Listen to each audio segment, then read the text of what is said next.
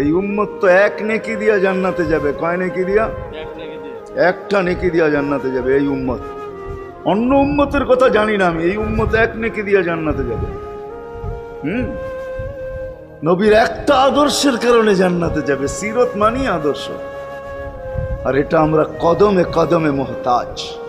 কেননা এই ছোট জীবনটা যদি গ্রহণযোগ্যতা পর্যন্ত পৌঁছাইতে হয় আল্লাহর কাছে, চাই নারী হই, চাই যুবক হই, চাই বৃদ্ধ হই, যেই মানুষই হই না কেন, যেখানেরই হই না কেন, যেই বাসারই হই না কেন, যেই বর্ণেরই হই না কেন, যেই পেশারই হই না কেন, যেই সোসাইটিরই হই না কেন, এই জীবনটাকে যদি গ্রহণযোগ্যতা পর্যন্ত পৌঁছাইতে হয় কার কাছে? দুনিয়াওয়ালাদের কাছে না, মালিকের কাছে, যিনি এক ফোঁটা পানির থেকে অস্তিত্ব দিছেন, যার কাছে আবার আমাদেরকে ফিরা যেতে হবে।